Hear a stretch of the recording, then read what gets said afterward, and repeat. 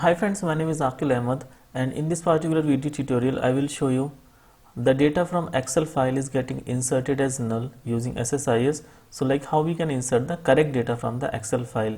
So recently I got a question from one of my subscriber Naveen Raja, and he asked that Excel column with all integer values in the first 8 rows and then it holds character or alphanumeric values in the rows below. So the system by default identifies the column as double precision float and sets all the cells with character or alphanumeric values as null. So he asked to provide some solution for this particular issue. So let's jump to the demo. So I got a data.xlsx file in the d files location, and if I show you the data, what kind of data it contains. So I have inserted some sample data. We have 3 columns: ID, name and the value. So if you see the ID, so these are the numeric values, and then we have the name values, and in the third column, in the value column, we have the values as 100, 200, 250, and then we have some string values as well, like test, test1, 2, 3. Okay, so what SSIS does, it reads first few records from the Excel file and then it decides whether the column is a string column or it is a numerical column. So now in this particular scenario, what will happen, because these are the numerical values, so it will treat the ID as numeric, and because we have all the varchar values here, so it will treat the name as varchar. And now because first few records are numeric here, so it will treat the value column as numeric. So what it will do, it will insert the data 100, 200 and 250 into the SQL Server table, and for these two records it will insert the null value, because it will treat this column as the numeric column, so that's why it will put the value as null for these two records. So let's see how we can insert this data into the SQL Server table using SSIS, and then we'll see how we can fix this particular issue, or like how we can handle this particular data correctly using the SSIS. So let's jump to the demo.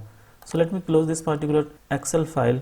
So this is my blank SSIS package that I will be using today, and let me use a data flow task here to import the data, because data flow task is used for importing or exporting the data. Let me configure the data flow task. Because our source file is a Excel file, so I will be using the Excel source to import the data. So I can just drag and drop the Excel source into the data flow task. Now let me right click and configure the Excel source. I can click new to create a new Excel connection manager, and I can browse the file. So this is the file data.xlsx. I can click on OK. If I select the name of the table sheet, so I can see that the sheet name is the sheet 1. I can also preview the data as well. So here you can see that for the last two records the value is shown as null, because it treated the value column as numeric. Okay, so I can close this one. I can select the column name here. Now I can click on OK. To insert the data to a SQL Server table, we can use the OLEDB destination. Now I can connect the Excel source with the OLEDB destination, and now I can configure the OLEDB destination here. I need to click new to create the new OLEDB connection manager, and right now I will be inserting the data to the testing database into the data table. So we already have a connection here to the testing database, so I will select this connection. I will change the data access mode to table or view fast load, so that it can do the insert faster. Now I will select the table name from here. So the table name is data. Now I can click on the mappings, and I will make sure that all input columns have been mapped with the destination column. So this is fine, and now I can click on OK. So if I execute the SSIS package, then it should import the data from the Excel file to the SQL Server table. So the process ran fine, and it has inserted 5 records from the Excel file to the SQL Server table. I can go back to the SSMS, and if I execute the query, select start from data. So if you look at the data, so everything loaded correctly, but the last two records, the value is null. However, this value was string. There was some value like test and test1, 2, 3 kind of thing. So like how we can handle this thing, that there should be some data here. Okay, if you check the column data type for the data table, so the value is of n varchar 500, so it should have inserted the data here. So to handle this particular thing, let me first truncate this table. Okay, so right now the table is empty. Now what we can do, we can go back to the SSIS package. Let me stop the execution of the package, and now what we can do, we can right click on the Excel connection manager, click on edit, and now we need to uncheck this one, first row has column names. So what happens when we uncheck this one, then Excel does not try to identify the column metadata, and it will treat all the columns as nvarchar, and that should work. But the drawback of this solution is that it does not give you the column names. Okay, so whatever column names earlier it was giving, like id, name, value, now it won't give the column names. Instead it will give the name as f1, f2, f3. So you manually need to figure out like what are the exact columns. So I can click on OK here, and now I can right click and configure the Excel source. If you check the columns here, so you can see that now instead of the id, name and the value, you got f1, f2, f3. Okay, so I can click on OK here, and you can see a red icon here. It means that there are some mapping errors. So I can double click on it, and I can click delete unmapped input columns, and I can click on OK.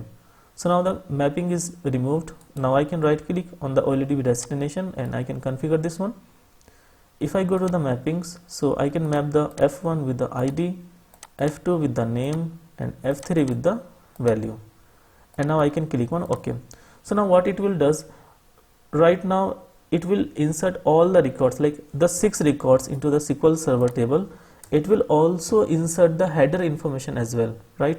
But ideally it should not insert the header information because in the header information we got like id, name, values. So now what we can do, while inserting the data from this particular file, we can skip the header column. Okay, so what we can do, we can check, for example, for this particular column, like while the second column equal to name, then it will skip that record. Okay, so that's how we can manage inserting the data. So let me open the SSIS package. So here I can use a conditional split transformation, and I can just drag and drop the conditional split transformation into the data flow task, and I can connect the Excel source with the conditional split transformation and configure this one. So from the second column, which is the name column, I will write a condition like if f2 equal to name, like if this is the header information. Okay, and I can write another condition, and if f3 equal to value. Okay, so it will make sure that these two values are matched. Like if the second column is the name and if the third column is value, it means that it will be a header column. So I can call this particular case as header row. Okay, so we need to skip this header row, so I can click on OK. Now I can connect the conditional split transformation with the OLEDB destination, and from the output I will select the conditional split default output because we will skip the header row, and now I can click on OK. So this has been configured. So let me execute the SSIS package. I can click on start button. So you can see that the 6 records got read from the Excel source, but only the 5 records got inserted to the SQL Server table. The first record, the header record, got skipped here. So I can go back to the SQL Server Management Studio, and I can click on the execute, so it can read data from the SQL Server table. So now you can see that the earlier for these two values, the value was null, but now we got the correct data from the Excel file, and this is because it read all the values as nvarchar from the source, and then it inserted the data into the SQL Server table. So this is one of the best method to read the data from the Excel file and insert into the SQL Server table in case if you are getting these null kind of issues. Okay, although we can also read the data from the Excel file using the script component as a script source, but that option will be slower as compared to the Excel source, which is especially created for reading the data from the Excel file. So for reading the large data files, and for easily, you can easily configure the Excel source, and if you need to use, for example, the script component, then of course that will take some time to write the code.